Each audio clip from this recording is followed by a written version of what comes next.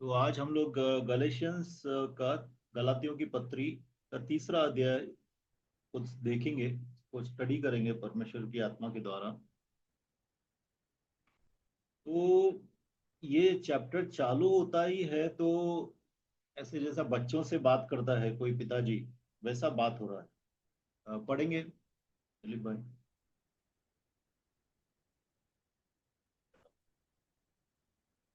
हे निर्बुद्धि गलतियों, किसने तुम्हें मोह लिया है? तुम्हारी तो मानो आंखों के सामने यीशु मसीह क्रूस पर दिखाया गया। हम्म। आगे भी पढ़ना है उतना ही है पास्टर। क्या? 3:1 में उतना ही लिखा है? तो शॉर्ट कर पहले दूं? में यही लिखा है brother pastor. Okay okay, English में एक्चुअली थोड़ा ज्यादा है। वो लिखता है ए निर्बुद्धियों, यहाँ पे लिखा है। यहाँ पे लिखा है मूर्खों, ए फूलिश गलेशियंस। गलातियों मतलब जो, देखो, परमेश्वर ने हम लोग को दिमाग दिया है सब लोग को। तो हम लोग जब विश्वास में आते हैं तो दिमाग को घर पे नहीं छोड़ना है। दिमाग को अप्लाई करना है, हम लोग को दिमाग को लगाना है। ठीक है, तो कितना बार कितनी चीजें जो है परमेश्वर की चीजें जो है हम लोग को समझने के लिए हमारे दिमाग की भी इस्तेमाल करना पड़ता है। तो हमारा दिमाग जो है उसका नूतनकरण या नवीनकरण होना चाहिए, रिफॉर्मेशन, रिन्यूअल होना चाहिए। तो वो बोलता है कि गलातियों, तुम लोग मूर्ख हो क्या? तुम लोग अपना दिमाग लगा नहीं रहे हो क्या? तुम्हें किसने सम्मोहन में डाल दिया? वो वहाँ पे मोह लिखा है ना, सम्मोहन। सम्मोहन जैसा एक्चुअली इसमें इंग्लिश वर्ड, इंग्लिश नहीं, ग्रीक वर्ड जो लिखा है वो है बास्काइनो। अभी बास्काइनो का मतलब जैसा स्पेल डालता है कोई, मंत्र करता है तो मंत्र मुग्ध होके आदमी उसके पीछे पीछे जाता है, उस आदमी, उस जादूगर के। जैसा सांप जो रहता है बर्ड को खाने के लिए रहता है, तो बर्ड जो है सांप को देखता रहता है।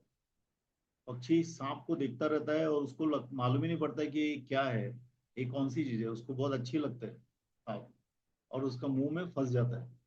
तो उसी तरह से वो बोलता है कि किस तरह से तुम लोग एक सम्मोहन के जादू के अंडर आ गए हो क्या? तुम्हारे ऊपर किसी ने मंत्र फेंका है क्या कि तुम सत्य को पीछे नहीं जा रहे हो? सत्य को सिर्फ जानना नहीं, सत्य के पीछे चलना है, उबे द ट्रूथ, उसके पीछे चलना है। और बोलता है कि तुम्हारे सामने ही जो है यीशु मसीह को क्रूस में लटकाया हुआ दिखाया गया है। देखो, कुछ चीजें जो है पब्लिकली दिखाते हैं, कुछ चीजें प्राइवेटली होती है, बराबर। अभी बहुत सी चीजें जो है गवर्नमेंट की जैसे चीजें हैं, बहुत सी अंदर की बातें रहती है जो हम लोग को मालूम नहीं रहता है। लेकिन हम लोग को मालूम है आज हमारा प्राइम मिनिस्टर कौन है, हमारा चीफ मिनिस्टर कौन है, बराबर। उसी तरह से पूरी दुनिया को पुराने नियम में इतनी परमेश्वर ने इतनी ये की है, भविष्यवाणियां की हैं यीशु मसीह के बारे में, कि यीशु मसीह को कोई भी यहूदी मिस नहीं कर सकता है। हालांकि मिस किया है वो लोग ने, वो लोग यीशु को पहचान नहीं पाए, बराबर।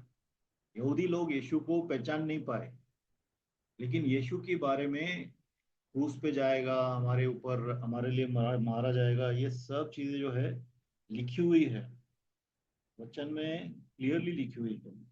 तो ये जो है, ये एक पब्लिक नॉलेज है।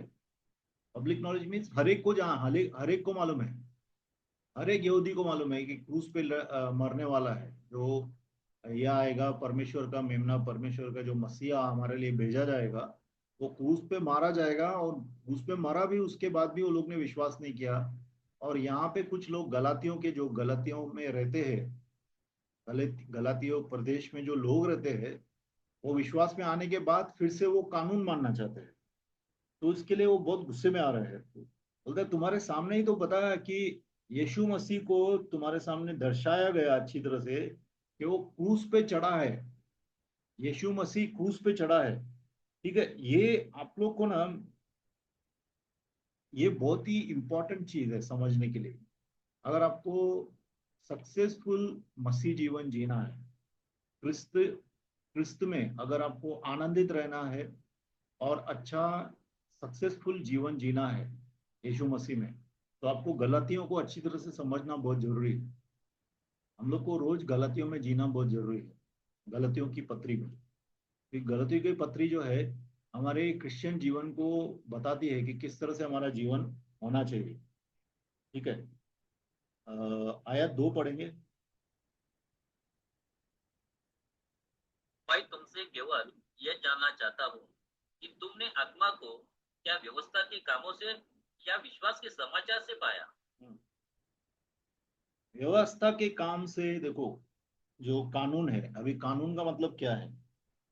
कानून का मतलब सिर्फ 10 आज्ञाएं नहीं है। अभी हम लोग सोचते हैं कि कानून का मतलब, यहूदी कानून का मतलब सिर्फ 10 आज्ञाएं हैं। यहूदी कानून का मतलब सब कुछ है। खतना है, नहाना है, जो जो लोग करते थे सब कुछ।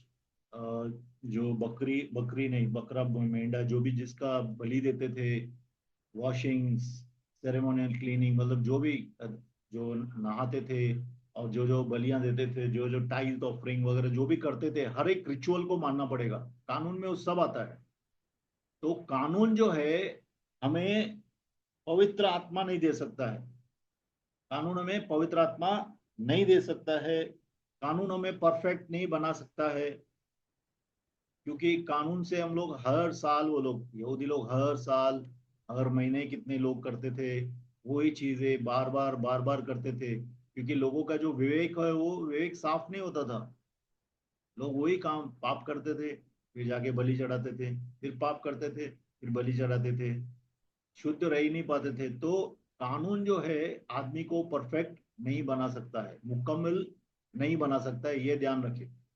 कानून में रहने से परमेश्वर के कानून, जो परमेश्वर का कानून मतलब मैं आत्मा का कानून नहीं बोल रहा हूँ, जो मूसा के तरफ से परमेश्वर ने कानून दिया, जो डिट्रोनॉमी लिखा है, व्यवस्था विवरण में है, लेवी व्यवस्था में है। तो पहले की 5 किताबों को तोरात बोलते हैं। तोरा, हिंदी में तोरा बोलते हैं, इंग्लिश में तोरात बोलते हैं। तो ये 5 किताबों को अगर मान के हम लोग चल रहे हैं तो उससे हम लोग को आत्मा भी नहीं मिलेगा, परफेक्शन भी नहीं होगा, हम लोग मुकम्मल नहीं हो सकते परमेश्वर में। और तीसरा, कानून के द्वारा हम चमत्कार नहीं कर सकते हैं। अगर आप देखेंगे 2, 3 और 5 में यही लिखा है। 2 में क्या लिखा है देखो, आत्मा नहीं मिलता है। Did you receive by the works of the law, या कानून मानने से तुम्हें आत्मा मिली क्या, लिखा है ना उधर।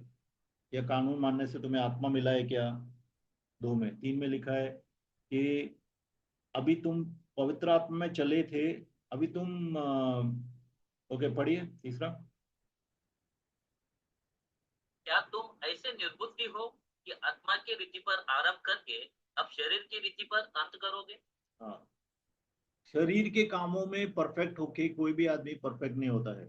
शरीर के काम में परफेक्ट, आपको परफेक्ट मतलब सिद्ध। देखो, अपने जीवन में आप कितना भी कोशिश करेंगे, डिसिप्लिन आपको पवित्र आत्मा के द्वारा ही आता है। कितना कितना भी कोशिश करो, आपका दिमाग सीधा पवित्र आत्मा रखता है। सिर्फ कानून मान के चलेंगे अगर, कानून से तो पूरे दुनिया में बहुत से कानून हैं। जैन लोगों का कानून है, इस्लाम लोगों का कानून है, यहूदी लोगों का कानून है। सब लोग कानून मान मान के थक गए हैं, कोई भी कानून पूरा कर नहीं पाए हैं। परफेक्शन कानून से नहीं आता है। ठीक है। और दूसरा, हम लोग अपने शरीर को अगर सीधा रखना है तो कानून के द्वारा सीधा नहीं रख सकते। शरीर को समझ रहे हैं हम? शरीर के कामों को आप रिफॉर्म नहीं कर सकते। शरीर को क्रूस पे लटकाना जरूरी है। यहाँ पे एक दूसरा कानून चल रहा है, आत्मा का कानून चल रहा है, अपन देखेंगे आगे के ऊपर। ठीक है। तो और मेरेकल्स नहीं होते। देखो, पांचवा भी देखें अगर, देखो कानून जो है, एक तो आपको पवित्र आत्मा नहीं दे सकता है। परमेश्वर का कानून अगर मान के चलेंगे, आपको पवित्र आत्मा उससे नहीं मिलता है। पवित्र आत्मा विश्वास के द्वारा मिलता है।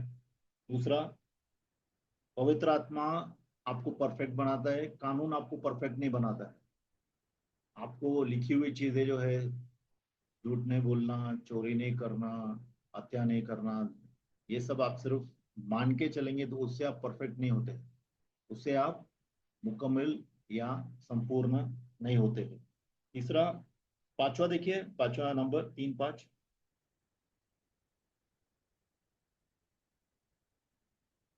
जो तुम्हें आत्मा दान करता और तुम में सामर्थ के काम करता है, वह क्या व्यवस्था के कामों से या सुसमाचार पर विश्वास से ऐसा करता है? हाँ, ये देखो, मिरेकल्स जो है, चमत्कार होते हैं। चमत्कार आपको कानून के मानने से नहीं होते हैं, ठीक है। आपको विश्वास के द्वारा पवित्र आत्मा चमत्कार करता है। आपका एक बात बताओ, मैं बिल्कुल सच बोलता हूँ, मैं विचार नहीं करता हूँ, मैं चोरी नहीं करता हूँ, इसलिए प्रभु मेरे द्वारा चमत्कार करता है, ऐसा है क्या? ऐसा है कि मैं यीशु मसीह में विश्वास करता हूँ इसलिए मेरे द्वारा प्रभु चमत्कार करता है? देखो, ये चीजें समझना बहुत जरूरी है। कानून से तीन चीजें। कानून से आपको पवित्र आत्मा नहीं मिलता है, कानून से आप परफेक्ट नहीं होते हैं, कानून से आप चमत्कार नहीं करते हैं। लेकिन विश्वास के द्वारा आपको पवित्र आत्मा मिलता है। विश्वास के द्वारा आप परफेक्ट किए जाते हैं धीरे धीरे, और विश्वास के द्वारा आप चमत्कार करते हैं पवित्र आत्मा में। ये दिमाग में बैठा के रखिए, ठीक है। ये चीजें बहुत इंपॉर्टेंट है। ओके, पांचवा एक बार देख लेंगे, इन पांच जो को थोड़ा। तुम्हें जो तुम्हें आत्मा दान करता और तुम में सामर्थ के काम करता है, वह क्या व्यवस्था के कामों से या सुसमाचार पर विश्वास से ऐसा करता है? प्रभु आपको पवित्र आत्मा कौन देता है हम लोग को? प्रभु यीशु देता है, बरोबर। और प्रभु आत्मा कैसा देता है? किलो के हिसाब से देता है आपको या लीटर के हिसाब से देता है? कितना लीटर है आपके पास पवित्र आत्मा? रूपा के पास कितना लीटर पवित्र आत्मा है? नहीं देता है। प्रभु ऐसा नहीं देता है। पवित्र आत्मा कोई पानी या कोई आग या कोई हवा नहीं है। पवित्र आत्मा एक व्यक्ति है, परमेश्वर का परमेश्वर है। तो प्रभु यीशु जो है, पवित्र आत्मा हमें देता है विश्वास के द्वारा। प्रभु सप्लाई करता है उसका, प्रभु हम लोग को देता है, ठीक है। और वो देता है जब हम उसके ऊपर विश्वास करते हैं, और उसके द्वारा हम लोग काम करते हैं, मिराकल्स करते हैं, चमत्कार करते हैं, ठीक है। कानून पूरा करने से नहीं करते हैं, पवित्र आत्मा कानून भी पूरा करता है, ये बात अलग है। जब हम प्रभु यीशु में रहते हैं, पवित्र आत्मा में चलते हैं, तो परमेश्वर अपना कानून खुद ही पवित्र आत्मा के द्वारा हमारे अंदर से पूरा करता है, ठीक है।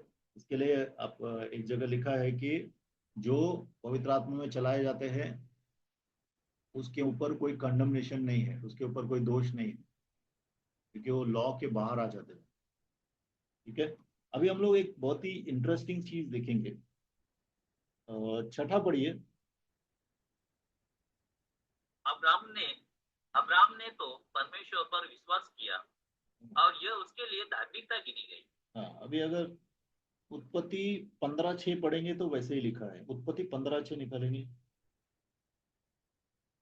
उत्पत्ति 15:6।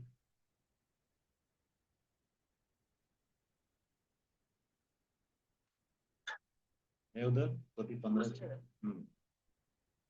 उसने यहोवा पर विश्वास किया और यहोवा ने इस बात को उसके लेखे एक लेखे में धर्म गिना। हाँ, अभी रोमियो 4 देखिए, 3 से 5।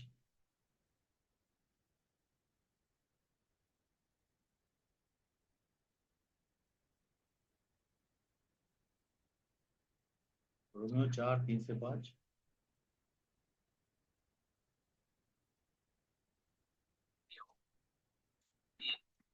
4। 4 का 3 से 5 ना। पवित्र शास्त्र क्या कहता है? यह कि अब्राहम ने परमेश्वर पर विश्वास किया और यह उसके लिए धार्मिकता गिना गया। काम करने वाले की मजदूरी देना दान नहीं परंतु हक समझा जाता है। परंतु जो काम नहीं करता वरन भक्तिहीन के धर्मी ठहराने वाले पर विश्वास करता है, उसका विश्वास उसके उसके लिए धार्मिकता गिना जाता है। अभी इसको समझना जरूरी है। अब्राम अब्राम के बारे में अपन आगे भी देखेंगे। देखो, पुराने नियम में सुसमाचार दिया गया है, और सुसमाचार जो है अब्राम से ही चालू हो गया। अब्राम पहला विश्वासी था। अब्राम ने परमेश्वर पे विश्वास किया, और उसका विश्वास जो था उसको ही धार्मिकता प्रभु ने माना। ये धर्मी है क्योंकि इसने मुझ पे विश्वास किया। देखो, एक होता है हम लोग काम करते हैं। जब हम काम करते हैं तो परमेश्वर को उसके एवज में कुछ हम लोग को देना पड़ता है, समझो। तो वो हमारी मजदूरी हो गई। लेकिन जब हम काम नहीं करते हैं लेकिन परमेश्वर के काम के ऊपर विश्वास करते हैं, तो प्रभु हम लोग के ऊपर अनुग्रह करता है और हमें उद्धार देता है। ठीक है। हमें अभी यीशु की जो धार्मिकता है उसको हम लोग विश्वास करते हैं कि यीशु धर्मी था इसलिए मैं धर्मी हूँ। तो वैसे ही अब्राहम ने विश्वास किया और उसका विश्वास ही परमेश्वर ने उसकी धार्मिकता ठहराया। क्योंकि अब्राहम ने विश्वास किया, तो अब्राहम जो विश्वासी अब्राहम है उसका विश्वास ही उसकी धार्मिकता है। ठीक है। आगे थोड़ा पढ़ेंगे तो और ज्यादा समझ में आएगा। सातवां। तो ये जान लो कि जो विश्वास करने वाले हैं वे ही अब्राहम की संतान है। हाँ, अभी देखो कितने लोग सोचते हैं, अभी कितने यहूदी लोग बोल रहे हैं कि वो लोग अब्राहम की संतान है। इवन जॉन के चैप्टर में लिखा है कि यीशु जब बोलते हैं, यीशु जब बोलता है कि अब्राहम मेरे ऊपर विश्वास करता था लेकिन तुम अब्राहम की संतान नहीं हो। बोलते हैं वो नहीं, वो बोलते हैं नहीं हम लोग तो अब्राहम की संतान है। बोलते हैं अगर तुम अब्राहम की संतान होते तो तुम मुझ पे विश्वास करते। क्योंकि अब्राहम ने मुझ पे विश्वास किया। अब्राहम ने परमेश्वर पे विश्वास किया और वो उसकी धार्मिकता ठहरी। अब्राहम पहले ही सुसमाचार जान लिया था। पुराने नियम में अब्राहम पहला विश्वासी था जिसने सुसमाचार जान लिया था। ठीक है। इसके लिए जो विश्वासी लोग हैं वो अब्राहम की संतान है। भौतिक संतान उसकी संतान नहीं है। आज कितने लोग जो यहूदी लोग सोचते हैं कि हम अब्राहम के द्वारा पैदा हो गए। अब्राहम को कितनी औलाद थी? एक ही थी ना, इसहाक और इश्माइल। राइट। तो इसहाक जो था वह वाचा वाला बेटा था और इश्माइल जो था वो कानून के द्वारा पैदा हुआ ये था। बराबर। मतलब अपने काम से उसने ये उसने खुद उसको पैदा किया था। प्रभु ने उसको पैदा नहीं किया था, उसने अपने अपनी रखैल के साथ वो पैदा किया था। इसहाक को कब पैदा किया प्रभु ने? उसके द्वारा जब सारा का भूम बैरन था। सारा 90 ईयर्स की थी, अब्राहम 100 साल का था। 90 साल में कोई भी बच्चा नहीं जन सकता है। लेकिन परमेश्वर की ताकत से, क्योंकि अब्राहम ने परमेश्वर पे विश्वास किया कि परमेश्वर जब बोल रहा है तो वो करेगा। इसके लिए परमेश्वर के द्वारा वह चमत्कार हुआ। 90 साल की बूढ़ी औरत ने बच्चे को जन्म दिया। 100 साल के बूढ़े मर्द ने बच्चे को जन्म दिया। ठीक है। उसके बाद में ऑफकोर्स परमेश्वर ने उसको ब्लेस कर दिया। उसके बाद और भी उसके बच्चे हुए, वो दूसरी बात है। लेकिन कहने का तात्पर्य क्या है कि परमेश्वर ने उसके विश्वास को ऑनर किया, उसको धार्मिकता ठहराया। और आज भी जो विश्वासी लोग हैं वो अब्राहम की औलाद हैं। ठीक है। आगे देखेंगे हम लोग कि इसी चैप्टर में है, थोड़ा ही आगे है। ओके, 8वां देखिए। और पवित्र शास्त्र ने पहले से ही यह जानकर कि परमेश्वर अन्य जातियों को विश्वास से धर्मी ठहराएगा, पहले से अब्राहम को यह सुसमाचार सुना दिया कि तुझ में सब जातियां आशीष पाएगी।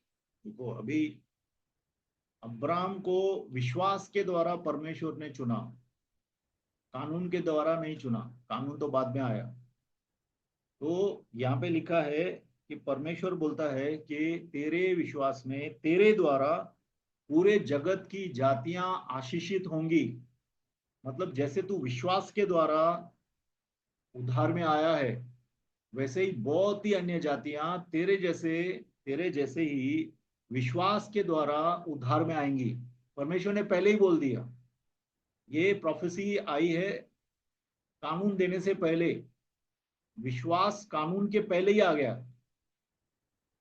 बात समझ में आ रही है आपको? विश्वास बाद, कानून बाद में आया है। समझ में आ रहा है कानून कभी आया? कानून मालूम है कभी आया आपको? कानून किसके द्वारा आया? मूसा के द्वारा आया। बराबर। अपन देखेंगे, इसमें ही बोल रहे हो, अपन देखेंगे। ठीक है। तो 9वां वचन क्या बोलता है? इसलिए जो विश्वास करने वाले हैं वे विश्वासी अब्राहम के साथ आशीष पाते हैं। हाँ, तो विश्वास करने वाले हैं वो अब्राहम के द्वारा आशीष पाते हैं, क्योंकि 13 इसका ही वचन का 3:13 जो है बहुत ही जबरदस्त वचन है, जिसके द्वारा आज तक बहुत से चिन्ह चमत्कार हुए हैं, बहुत से हीलिंग डिलीवरेंस मिनिस्ट्री में ये इस्तेमाल होता है। 3 का 13, लेकिन अभी उधर आएंगे अपन, पहले देख लेते हैं। 10 पढ़ेंगे।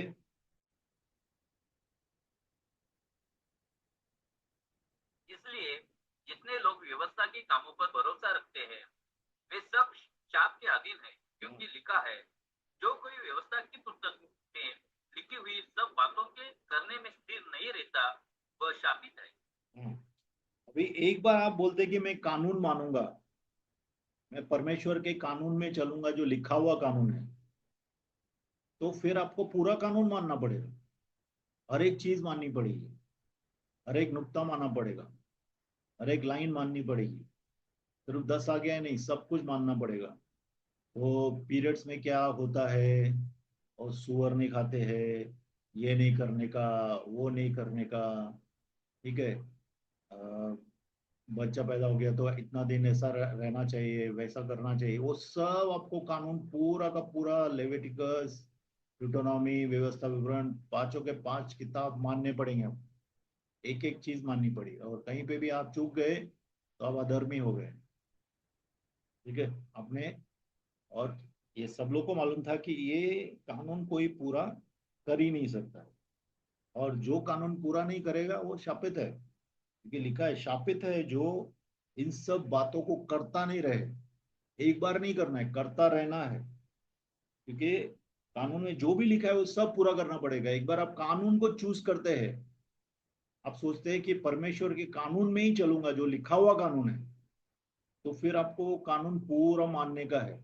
आप आप पवित्र आत्मा को नहीं देख रहे, फिर आप सोच रहे हैं कि मैं सिर्फ कानून में ही चलूंगा, पवित्र आत्मा को इग्नोर कर रहे हैं। पवित्र आत्मा आपके द्वारा खुद ब खुद ही कानून को पूरा करता है, ठीक है।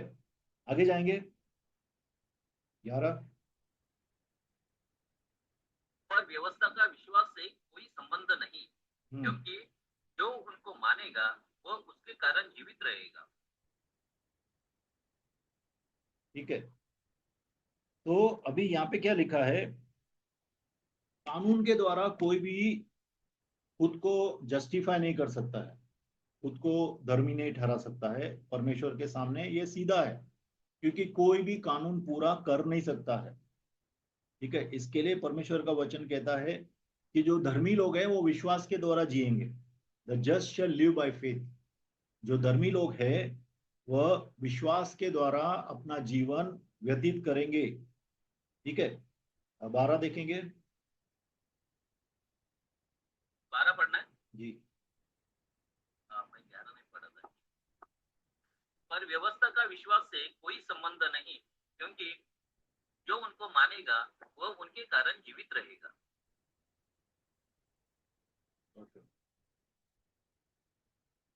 ठीक है, और विश्वास और कानून बिल्कुल भिन्न भिन्न है। अगर एक मानेंगे तो दूसरा नहीं होगा, दूसरा मानेंगे तो पहला नहीं होगा। एक सिंपल चीज है, या तो आप गुलाम बन के रह सकते हैं, या तो आप बेटे बन के रह सकते हैं, आपके ऊपर है। आप गुलाम बनना रहना चाहते हैं या बेटे बन के रहना चाहते हैं। अगर गुलाम बन के रहना चाहते हैं तो फिर पूरा कानून मानने का है, एक एक चीज मानने की है। लेकिन अगर बेटा बन के रहना है परमेश्वर का, तो परमेश्वर जैसा चला रहे हैं, हमेशा तत्पर रहना है, परमेश्वर क्या कर रहा है, परमेश्वर का नेचर हमारे अंदर आ जाता है। जब देखो, नेचर परमेश्वर का उसके बेटे को मिलता है, उसके गुलामों को नहीं मिलता है, हमेशा याद रखो। गुलाम लोगों को परमेश्वर का नेचर नहीं मिलता है, लेकिन उसके बच्चों को परमेश्वर का स्वभाव मिलता है। और परमेश्वर के स्वभाव में चलने का प्रभु बता रहा है। हम लोग आगे देखेंगे तो समझ में आएगा हम लोग को, ठीक है। 13 देखिए, बहुत ही फिनोमिनल और बहुत ही जबरदस्त स्टेटमेंट है, ये हिला के रखता है। मसीह ने जो हमारे लिए शापित बना हाँ। हमें मोल लेकर व्यवस्था व्यवस्था के शाप से छुड़ाया, क्योंकि लिखा है, जो कोई काट पर लटकाया जाता है वह शापित है। हाँ, देखो, ग्रीक वर्ड जो है रिडीम्ड, मतलब मोल लेना। मोल लेना का मतलब है एक्सागोराजो करके लिख है, ग्रीक वर्ड एक्सागोराजो। इसका मतलब है मोल लेना का मतलब, कानून में अगर हम लोग ने कुछ गलती किया है तो कानून दंड देता है क्या? मौत। कानून में आप जब भी कुछ गलती करेंगे, कोई भी पाप करेंगे, तो उसकी सजा एक ही है, मौत। ठीक है। तो कानून को पूरा करने के लिए परमेश्वर ने क्या किया? मोल लिया। कैसा मोल लिया? परमेश्वर ने खुद खुद को मारा। परमेश्वर ने अपने बेटे को मरवा दिया ताकि उसका कानून पूरा हो जाए। मतलब लोगों के लिए वो मारा गया, मतलब जहां लोग मरने वाले थे, उसने बोला कि उसका बेटा मरे उनके स्थान पे। ठीक है। और सब लोगों को मोल ले ले। मोल ले ले मतलब पूरा का पूरा उनका जो पैसा चुकाना है, अपने खून से उसने चुकाया है। ठीक है, उसने चुकाया है ताकि हम लोग को अभी कोई श्राप नहीं आना चाहिए। हमारे ऊपर कोई श्राप नहीं है। हमारे ऊपर पाप का, श्राप का कोई असर नहीं आ सकता है। ठीक है, पाप श्राप का असर, इवन बीमारी का असर नहीं आना चाहिए। तब बार अपन देखते हैं हम लोग बीमार पड़ते हैं, लेकिन औषधि इधर है। उसका मेडिसिन जो है वो क्रूस के अंदर है। जैसा अगर आप ये देखेंगे क्लियरली, ओके, 14वीं पढ़ लीजिए। यह इसलिए हुआ कि अब्राहम की आशीष मसीह यीशु में अन्य जातियों तक पहुंचे और हम विश्वास के द्वारा उस आत्मा को प्राप्त करें जिसकी प्रतिज्ञा हुई है। देखो, ये इंपॉर्टेंट चीज है। विश्वास के द्वारा हम लोग को पवित्र आत्मा मिलता है। ठीक है। और अब्राम की आशीष है, हम लोग अब्राम के बच्चे हैं, तो हम लोग को अब्राम की आशीष आती है, क्योंकि यीशु मसीह भी अब्राम की औलाद है। ठीक है, आगे अपन देखेंगे वो लिखा है। तो एक बार आपको पवित्र आत्मा मिलता है, तो जो हम लोग बोलते हैं ना, कितने लोगों को थोड़ा अजीब लगता है कि यीशु के कोड़े खाने से मेरा क्या ब्लड कैंसर ठीक होएगा क्या? मेरा ब्रेन ट्यूमर ठीक होगा क्या? मेरा ये ठीक होगा, वो ठीक होगा क्या? कितने लोग ऐसा सोचते हैं। एक सिंपल चीज है, जब परमेश्वर खुद मरा तो परमेश्वर खुद आपके अंदर आ गया। यीशु मसीह आपके लिए मरा और यीशु मसीह पवित्र आत्मा के द्वारा आपके अंदर आ गया। तो एक बार यीशु आपके अंदर आ गया, तो उसके लिए रोग कौन सी बड़ी बात है? रोग को हरना, रोग को ठीक करना, बीमारियों को ठीक करना, लोगों को मौत से उठाना, बहुत से अलग अलग चिन्ह चमत्कार करना, कोई बड़ी बात है क्या यीशु के लिए? यही यीशु नाजरत में, यरूशलेम में, तो और बहुत जगहों पे, इर्द गिर्द कितने काम किए प्रभु ने। तो आज वही यीशु पवित्र आत्मा के द्वारा हमारे अंदर रहता है। तो हर दिन एक चमत्कार का दिन हो सकता है, क्योंकि वचन में क्लियरली लिखा है, by stripes I am healed. मैं यीशु के कोड़े खाने से मुझे चंगाई मिली है, क्योंकि अब्राम की औलाद, सॉरी, अब्राम की आशीष, मैं अब्राम की औलाद हूँ और मुझे अब्राम की आशीष, सब अन्य जातियों के ऊपर अब्राम की आशीष आती है। अब्राम कौन था? यहूदी था कि अब्राम ये था, अन्य जाति का आदमी था?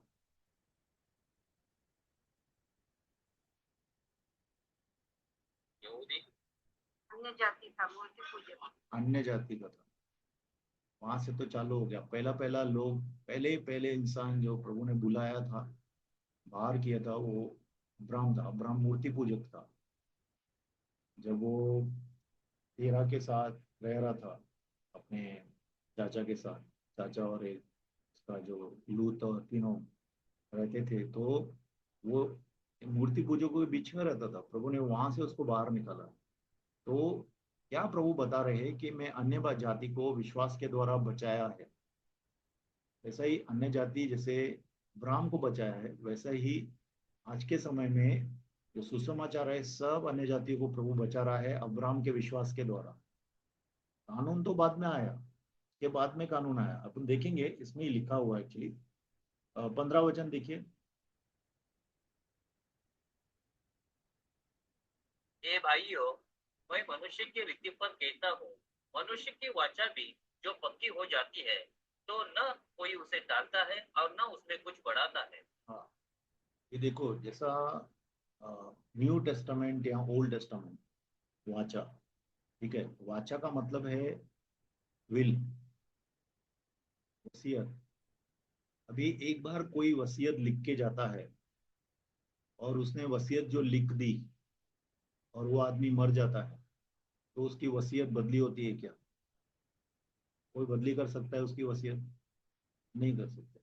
इवन नेचुरल में ऐसा है, कुदरती कहते हैं इसमें, कानून का ये पायदान है या कानून का एक मापदंड है कि जो आदमी एक बार वसीयत कर देता है और जो टेस्टेटर है जो वसीयत कर रहा है वो एक बार मर गया, तो फिर वो वसीयत कभी बदली नहीं हो सकती। वैसा ही परमेश्वर के अंदर भी है, ठीक है।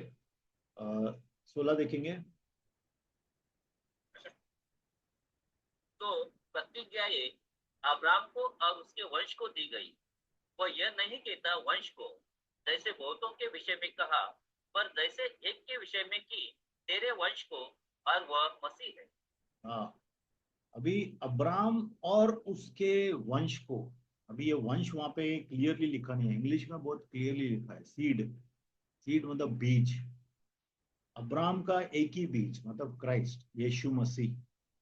वो अब्राम की जो आशीष है वो यीशु मसीह में सब अन्य जातियों को आती है। बाकी जो अब्राम की जो नेचुरल औलाद है वो लोग के लिए नहीं बोल रहा है ये, ठीक है। नेचुरल जो औलाद है वो लोग के लिए नहीं बोल रहा है, लेकिन जो विश्वास के द्वारा औलाद है उसके ऊपर सब आशीष आती है। Now to Abram and his seed were the promises made, मतलब वाचा की सब प्रोमिसेस जितनी भी वाचाएं बांधी गई है वो अब्राम की औलाद के ऊपर। ये औलाद नहीं, ज्यादा नहीं, एक औलाद। औलाद मतलब एक औलाद मतलब कौन? यीशु मसीह, ठीक है। बहुत सी औलाद नहीं, अगर अब्राम की तो बहुत सी भौतिक औलादें बोलेंगे तो बहुत सी थी अब्राम की, हतूरा से भी थी, ठीक है, और भी थे। इवन इस्माइल भी उसकी औलाद थी, देखा जाएंगे तो, ठीक है। लेकिन सारा से उसका एक ही औलाद थी, इसहाक। तो ये इसहाक की भी बात नहीं कर रहा है, ये अब ये यीशु की बात कर रहा है। विश्वास के द्वारा जो है, यीशु जो है विश्वास के द्वारा, वह यीशु उसका सीड है। मतलब यीशु आने वाला जो मसीहा है वो अब्राम के लीनेज से, अब्राम की लाइन से आएगा, ठीक है, जिससे पूरी की पूरी जातियां आशीषित होंगी। 17 देखिए, बहुत ही सुंदर वचन है 17। 17 पढ़ना है ना। हाँ, पर पर मैं ये कहता हूँ, जो वाचा परमेश्वर ने पहले से पक्की की थी, उसको व्यवस्था चार उसको व्यवस्था 430 वर्ष के बाद आकर नहीं टाल सकती कि प्रतिज्ञा व्यर्थ ठहरे। हाँ, अभी बहुत इंपॉर्टेंट देखो, हम लोग ने चालू किया कि एक बार वसीयत बनाया और वसीयत बनाने वाला मर गया, तो वसीयत बदली नहीं होती है कुदरती लॉ, मतलब इस दुनिया के कानून के हिसाब से। उसी तरह से परमेश्वर के कानून के हिसाब से अब्राहम को प्रभु ने वाचा दिया। अभी दिया, कानून आने के पहले वाचा दिया कि विश्वास के द्वारा अन्य जाति यीशु मसीह में तेरे अंदर आशीषित होगी, बचाई जाएगी, ठीक है। तो कानून जो 430 साल बाद में आया, मूसा ने कानून लाया। 430 साल जो वो बंदी थे मिस्र देश में, 430 साल यहूदी लोग बंदी थे, और 430 साल के बाद मूसा आता है, प्रभु उसको कानून देता है। और वो कानून जो है परमेश्वर की पुरानी की हुई वाचा अब्राहम के साथ, वो कभी तोड़ नहीं सकता है। बात समझ में आ रहा है ना? क्योंकि एक बार परमेश्वर ने वहां पे वाचा बांधी है, बाद में अगर कानून दिया भी तो वो कानून पुरानी वाचा को नहीं तोड़ सकता है। पुरानी जो परमेश्वर ने वाचा दी है विश्वास की अब्राहम को, वो टूटेगी नहीं, ठीक है। वो टूटेगी नहीं। इसके लिए that it should make the promise. एक बार फिर से पढ़िए, समझ में आएगा आपको। पर मैं ये कहता हूँ, जो वाचा परमेश्वर ने पहले से पक्की की थी, उसको व्यवस्था 430 वर्ष के बाद आकर नहीं टाल सकती कि प्रतिज्ञा व्यर्थ ठहरे। हाँ, प्रतिज्ञा व्यर्थ ठहरे। प्रतिज्ञा व्यर्थ नहीं ठहर सकती है, क्योंकि एक बार प्रभु ने प्रतिज्ञा कर दी है तो वो अटल है। जो भी प्रभु बोलता है वो अटल है। ठीक है, तो प्रभु ने प्रतिज्ञा की कि विश्वास के द्वारा आपका उद्धार होता है। अब्राहम का विश्वास उसकी धार्मिकता मानी गई, तो उसी तरह से हम लोग भी विश्वास के द्वारा बचाए जाते हैं। वो प्रतिज्ञा है परमेश्वर की। वो कानून आने से वो प्रतिज्ञा टूटती नहीं है। ठीक है, 18 पढ़िए। क्योंकि यदि मिरास व्यवस्था से मिली है तो फिर प्रतिज्ञा से नहीं, परंतु परमेश्वर ने अब्राहम को प्रतिज्ञा के द्वारा दे दी है। वेरी इंपॉर्टेंट चीज। देखो, यहूदी सोचते हैं कि कानून के द्वारा, यहाँ क्योंकि हम लोग भौतिक यहूदी है, भौतिक रीति से, तो हम लोग की मीरास है, हम लोग वारिस है। लेकिन प्रभु का वचन क्या बोलता है कि परमेश्वर का जो वारिसता है वो वाचा के द्वारा है। परमेश्वर का वारिसता जो है वो भौतिक तरीके से नहीं है। इसके लिए आज कितने लोग बोलते हैं कि मैं तो बचपन से मसीह हूं, माँ के पेट से मैं मसीह पैदा हो गया। ये गलत है। कोई भी माँ के पेट से मसीह नहीं बनता है। आप विश्वास में आते हैं, एक समय में आके आपका जीवन बदली होता है, तभी आप मसीह बनते हैं। अभी मेरा बेटा मसीह बन नहीं जाएगा ऐसे ही। मेरा बेटा मसीह है, जैसे मसीह मतलब बिलीवर है। ठीक है, वो ऐसा ही बिलीवर नहीं बन जाएगा क्योंकि वो मेरा बेटा है।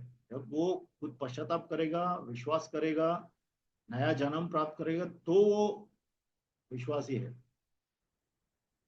ठीक है, तो कहने का मतलब यह है कि आज ये प्रॉब्लम है, एक्चुअली ये कलीसिया का प्रॉब्लम है। बाय बर्थ, जन्म से कोई विश्वासी नहीं होता है। आप जब प्रभु में विश्वास करने लगते हैं, आपके पाप क्षमा होते हैं, नया जन्म होता है आपका, तब आप विश्वासी होते हैं, तब आप परमेश्वर के बच्चे होते हैं। क्योंकि परमेश्वर की जो भी वाचाएं हैं वो प्रॉमिस के द्वारा है, मतलब प्रभु का वाचा है। प्रभु कानून के द्वारा आपको नहीं देता है क्योंकि आप उसके बेटे हैं, आप इसके बेटे हैं, इसके लिए आप प्रभु में हैं, ऐसा नहीं है कुछ भी।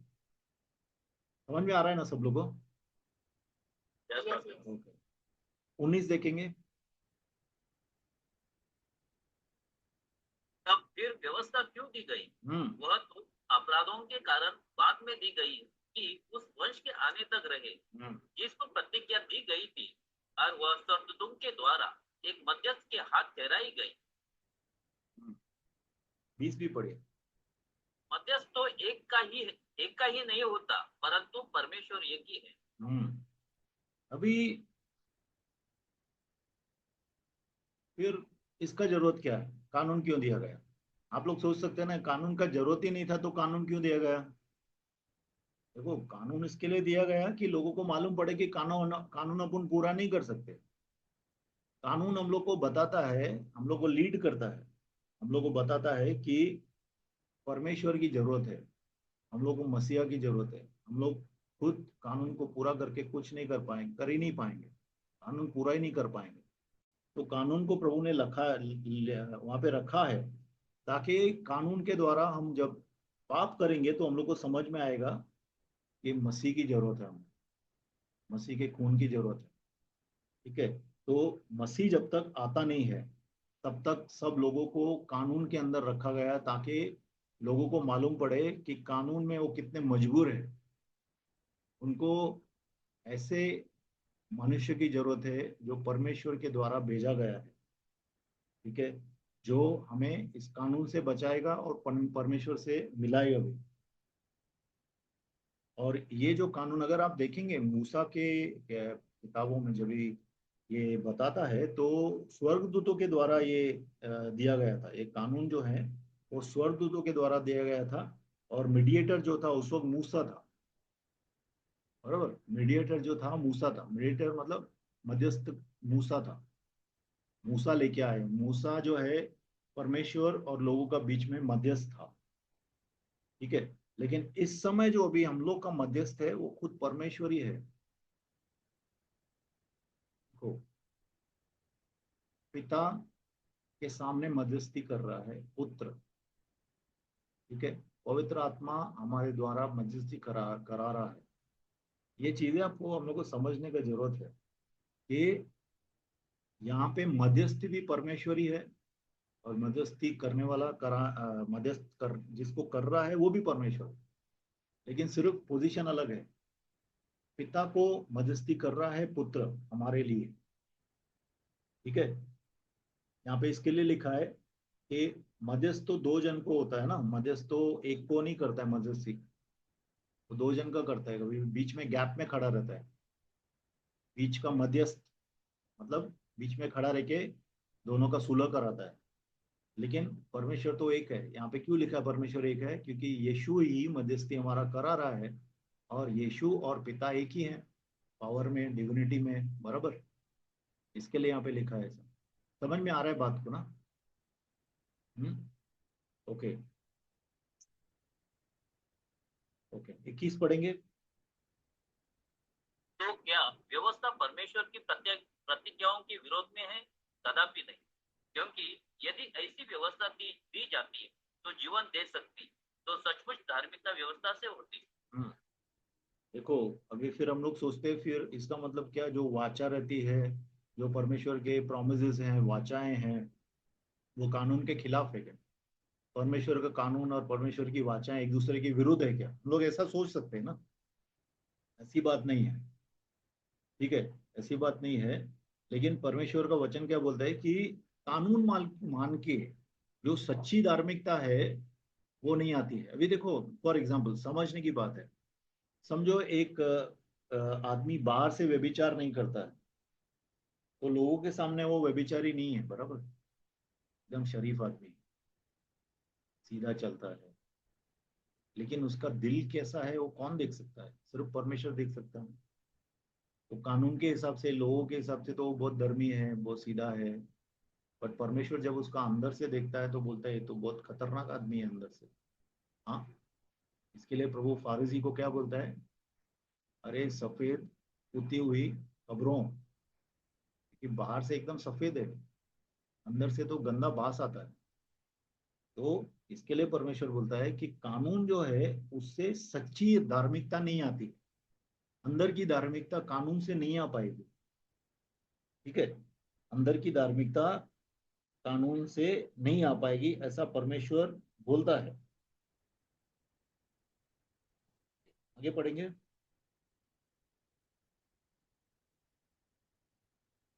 परंतु पवित्र शास्त्र ने सबको पाप के अधीन कर दिया, ताकि वह प्रतिज्ञा जिसका आधार यीशु मसीह पर विश्वास करना है, विश्वास करने वालों के लिए पूरी हो जाए। हाँ, 23 भी पढ़िए, 23-24 दोनों पढ़िए।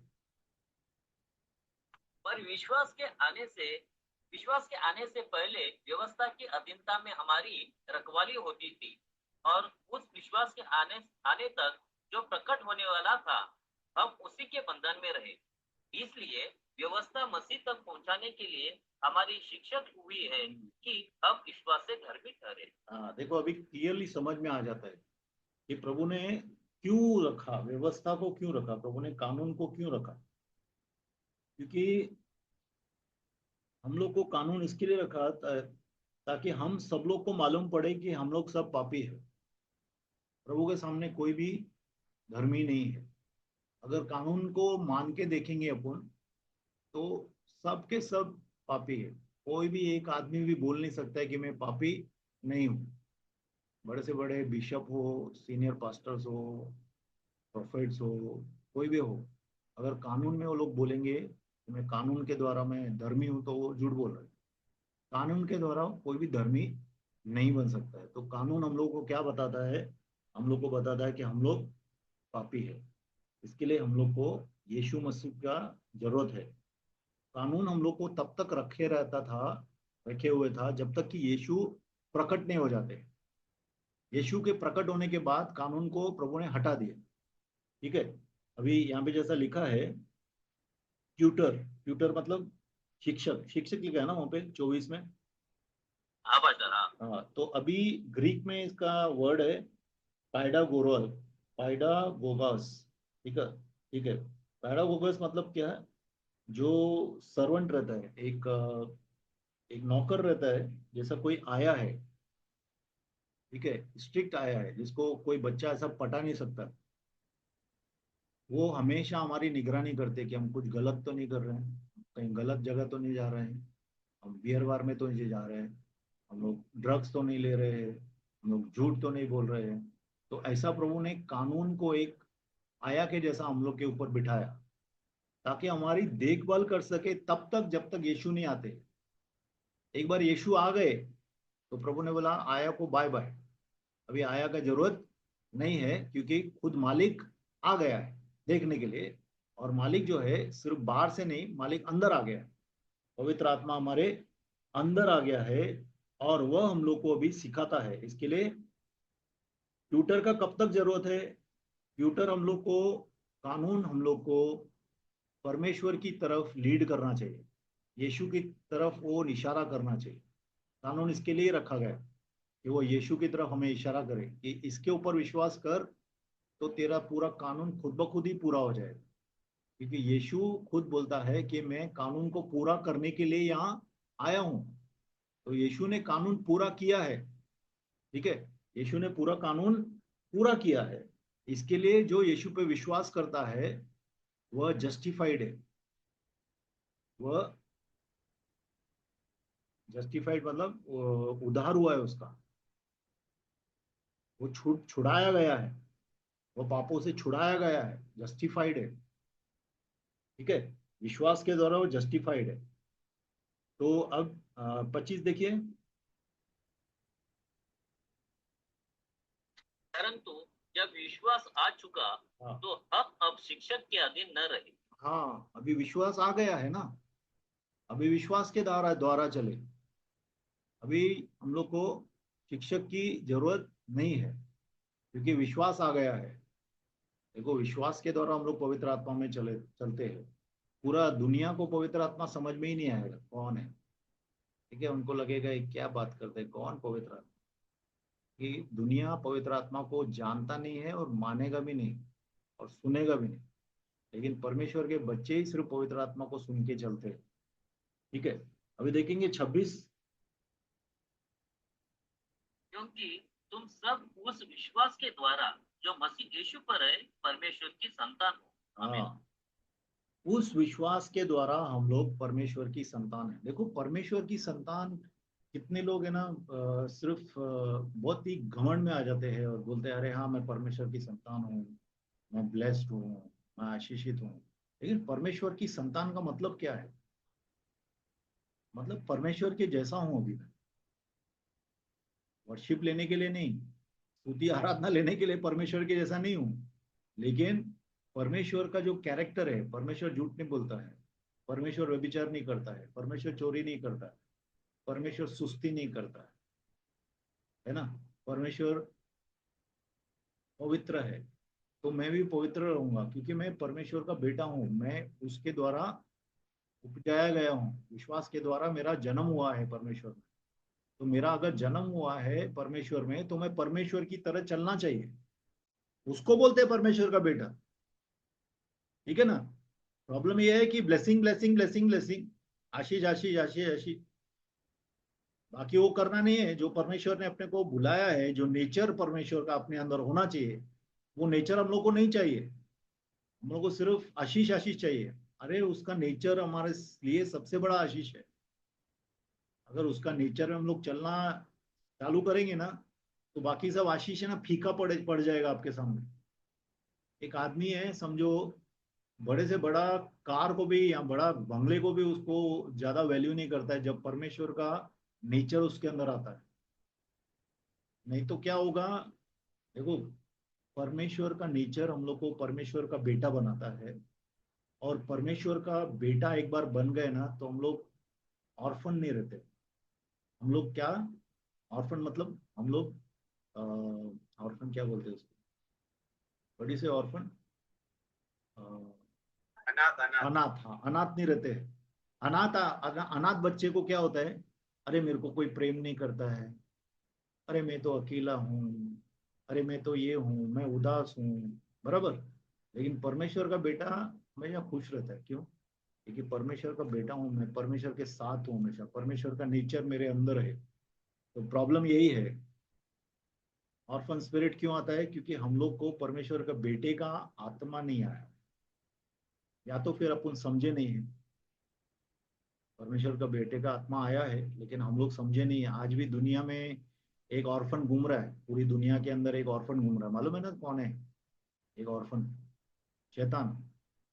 तो शैतान ऑर्फन है ना, इसके लिए वो बहुत सी चीजें करता है। डिस्को क्लब में जाता है, बहुत दारू पीता है, ये करता है वो करता है, सेटिस्फाइड ही नहीं है। क्यों? क्योंकि वो ऑर्फन है। लेकिन हम लोग ऑर्फन नहीं है, हम लोग प्रभु से संतुष्ट है, प्रभु ने हम लोग को संतुष्ट किया है। हाँ या ना? तो ये परमेश्वर के बच्चे रहते हैं। परमेश्वर के बच्चे मतलब परमेश्वर का कैरेक्टर लेके आए हैं, लेके जन्मे हैं। ठीक है। इसके लिए यहाँ पे लिखा है, for you are the sons of God through faith in Christ Jesus. हम परमेश्वर के बच्चे हैं यीशु मसीह में विश्वास के द्वारा। ठीक है, अभी 27 देखेंगे। और तुम में से जितनों ने मसीह में बपतिस्मा लिया है, उन्होंने मसीह को पढ़ लिया है। अभी बपतिस्मा भी मेरे ख्याल से एक बार टीचिंग अपन ने किया है बपतिस्मा का ना, 7 किस्म के बपतिस्मे, याद है आपको? कोई टाइम में अपन ने किया था। तो एक जो है यीशु मसीह हम लोग को बॉडी का बपतिस्मा मतलब कलीसिया का बपतिस्मा देता है, मतलब कलीसिया के अंदर लगाता है। एक बार हम यीशु मसीह में विश्वास करते हैं तो यीशु मसीह हम लोग को कलीसिया का अंग बनाता है। ठीक है। एक बार हम कलीसिया का अंग बन गए तो हम लोग को यीशु को ओढ़ के रखना है। यीशु को ओढ़ के नहीं रखते हम लोग। इसके लिए दुनिया इतना हम लोग को ये तंग करती है, दुनिया की चीजें। कभी कभी हम लोग को लगता है दुख बहुत खतरनाक है, बट मैं बोलूंगा सुख बहुत खतरनाक है। दुख से कितना बार लोग गिरते नहीं है विश्वास में, सुख से गिरते हैं। क्योंकि दुख में क्या होता है कि आप प्रार्थना करते हैं, आप प्रभु के नजदीक जाना चाहते हैं। इतने लोग कड़वे हो जाते हो दूसरा बात है, बट ज्यादा लोग प्रार्थना करना चाहते हैं। लेकिन एक बार आप सुख में आ गए तो आप बोलते हैं मुझे सब कुछ है, फिर क्यों चाहिए यीशु? नहीं, अमीर लोग इसके लिए प्रभु में नहीं आना चाहते, क्योंकि वो सोचते हैं हमेशा जीता रहूंगा, ऐसे ही चलता रहेगा। अचानक मैसिव हार्ट अटैक आता है या कुछ होता है, खलास हो, चला गया। बराबर ना? उनको परमेश्वर की कुछ चाहिए ही नहीं, वो सोचते हैं कि वो सेटिस्फाइड है, उनको कुछ नहीं चाहिए। सेटिस्फाइड नहीं है एक्चुअली, इसके लिए इधर उधर घूमते रहते हैं, ये करते हैं वो करते हैं, खुद को कैसा तो एंटरटेन करते हैं। एक जगह बैठ के उनको शांति नहीं आएगा, कभी भी शांत हो ही नहीं पाएंगे, क्योंकि शांति सिर्फ यीशु में है। सिर्फ परमेश्वर के लोग शांति ले सकते हो, उनको शांति मिली है। शांति प्रभु देता। दुनिया की एक दूसरी शांति है, ठीक है, जो ड्रग्स की शांति है या योगा की शांति है या पैसे की शांति है। ऐसे बहुत से लोग हैं जो जब तक वो रहेगा तब तक शांति रहेगी, बाद में शांति गुम हो जाती। लेकिन एक बार यीशु आया तो हमेशा की शांति अपने अंदर आ जाती है, क्योंकि यीशु हमेशा के लिए आता है और हमेशा के लिए बेटा हम लोगों को अपना बच्चा बनाता है, अपना नेचर देता है। ठीक है। 28 देखेंगे। 28। और तुम में से हाँ पढ़िए। और तुम में से हम्म, जितनों ने मसीह में बपतिस्मा लिया है, उन्होंने मसीह को पहन लिया है। अब 28। न कोई यहूदी रहा, हाँ अब न यूनानी, न हाँ कोई दास, न स्वतंत्र, न कोई नर न नारी, क्योंकि तुम सब मसीह यीशु में एक हो। हाँ। अभी यीशु मसीह के अंदर एक बार देखो, यीशु मसीह सब लोग को सन्स बोलता है, वहां पे डॉटर्स नहीं लिखा है। लिखा है क्या? बेटियां नहीं लिखा है, सिर्फ बेटे लिखा है। क्यों ऐसा? क्योंकि जो भी है, बहने हो या भाई हो, सब सब बेटे बन जाते हैं प्रभु। मतलब सबको परमेश्वर की विरासत मिलती है, सब लोग को प्रभु की मीरास मिलती है। और प्रभु का जो बैरियर है, देखो ये ऐसा ही नहीं लिखा है यहाँ पे परमेश्वर के वचन में, ऐसी चीजें नहीं लिखी है वहां पे। न कोई यहूदी है, न कोई यूनानी है। अभी यहूदी लोग मतलब मिस्र मिस्र इजराइल इजराइल के लोग, कानून को मानने वाले लोग। और यूनानी मतलब जो अन्य जाति के लोग, अन्य जाति के लोग और कानून को मानने वाले यहूदी लोग, दोनों को एक बना दिया है यीशु मसीह ने। ठीक है। फिर दूसरा, कोई गुलाम नहीं है, कोई फ्री नहीं है। उस जमाने में आज भी कितनी जगह पे पुणे कुर्चे में, आज भी अफ्रीका में भी कितने स्लेव रहते हैं, गुलाम रहते हैं। ठीक है। तो न कोई गुलाम है, न कोई फ्री है। मतलब परमेश्वर ने जो है हर एक बैरियर निकाल दिया है। गुलाम और फ्री का आप ये कर सकते हैं कि न कोई अमीर है न कोई गरीब है, सब एक है परमेश्वर में। हम लोग सबके साथ संगति कर सकते हैं। अगर आप अच्छे कपड़े देके या कुछ चीज देके अगर संगति करते हैं तो सच में बहुत ही खराब बात है। इनफैक्ट जो आदमी आत्मा से भरा हुआ है उससे संगति करने में इतना आनंद आता है। ठीक है। तो प्रभु ने ये बैरियर को निकाल दिया है। वहां पे ना कोई मर्द है नहीं औरत है। ठीक है, वो भी बैरियर निकाल दिया है। ठीक है। इसका मतलब ये नहीं है कि अभी आप अकेले में जाके, औरत है तो मर्दों के लिए प्रार्थना करो या मर्द है तो औरतों के लिए अकेले में प्रार्थना मत करो। देयर आर प्रिंसिपल्स, मिनिस्ट्री का प्रिंसिपल्स है, उसमें चलना बहुत जरूरी है। परमेश्वर का वचन ये कहता है कि सब बैरियर्स को प्रभु ने निकाल दिया है। मतलब कि कोई भेदभाव नहीं है प्रभु, कोई भी भेदभाव नहीं। यहूदी यूनानी में भेदभाव नहीं है, अमीर गरीब का भेदभाव नहीं है, औरत मर्द का भेदभाव नहीं है। सब एक है प्रभु। हालेलुया। 29 देखेंगे। और यदि तुम मसीह के हो तो अब्राहम के वंश और प्रतिज्ञा के अनुसार वारिस भी हो।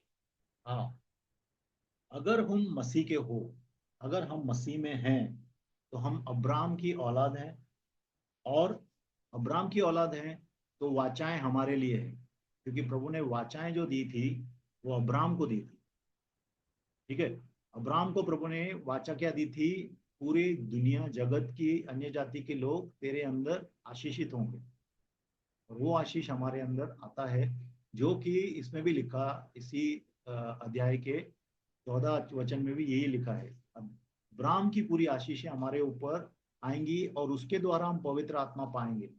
पवित्र आत्मा पाना बहुत ही इंपॉर्टेंट बात है। बहुत हल्के में लेते हैं कितने लोग हैं। पवित्र आत्मा पाना बहुत बहुत ही इंपॉर्टेंट बात है, क्योंकि पवित्र आत्मा जो है आपका सील है, के ऊपर मोहर है, जो आपको हेवन में लेके जाता है, जो आपको स्वर्ग में लेके जाता है। पवित्र आत्मा का मोहर वो स्वर्ग में लेके जाता है। कोई भी दूसरा आशीष आप सोचते हो वो स्वर्ग में लेके जाता है, लेकिन खुद परमेश्वर का सील आपके ऊपर जो है वो आपको परमेश्वर स्वर्ग में लेके जाता है। तो अभी क्या है, मसीह लोगों के लिए कौन सी ब्लेसिंग है? एक तो हम लोग परमेश्वर के बेटे हैं, जो वर्ष 26 में लिखा है। हम सब परमेश्वर के बच्चे हैं, 26 में लिखा है। फिर 27 में लिखा है कि हम यीशु मसीह में बपतिस्मा लिए हैं और हम लोग ने यीशु मसीह को ओढ़ लिया है, तीसरा। और हम सब इक्वल हैं प्रभु में, यूनानी हो यहूदी हो, मेल हो फीमेल हो, अमीर हो गरीब हो, गुलाम हो, ये हो ओनर हो, कोई भी, सब के सब एक हैं। और हम सब प्रभु यीशु को बिलोंग करते हैं, हम प्रभु यीशु के हैं। प्रभु का यीशु का होना बहुत इंपॉर्टेंट है। ठीक है। अब जैसा अपन रोड पे जाएंगे और कोई लोग अगर पकड़ता है, कोई आपको, आप बोलते कि मैं सीएम का खास आदमी हूँ, छोड़ देंगे हम। वैसे आप प्रभु के हैं। Very important that you are God's. और शैतान देखता है, वो शैतान की आत्माएं आपको देखती है तो डरती क्यों है? क्योंकि आपके अंदर पवित्र आत्मा को देख के वो डरती। तो आप प्रभु के हैं, ऑल बिलोंग टू क्राइस्ट। और छठा, हम सब अब्राहम के आत्मिक बच्चे हैं, हम सब अब्राहम की आत्मिक औलादे हैं। और सातवां, हम अब्राहम के औलाद होने के नाते हम वाचा के वारिस हैं, हम परमेश्वर के प्रोमिसेस के वारिस हैं। ठीक है। तो हम लोग यहाँ पे एंड करते हैं, ये चैप्टर मेरा सबसे कंप्लीट हुआ, but it's a very beautiful chapter. ये हमारे जीवन में हमारी नींव है। मतलब क्रिश्चियन लाइफ की, मसीह जीवन की ये नींव है। इस नींव पे हम लोग को अपने जीवन को बेस करना चाहिए, ढालना चाहिए। हालेलुया। ठीक है, तो मैं ये रोकता हूँ, फिर क्वेश्चंस लेते हैं अगर कुछ क्वेश्चंस हैं तो।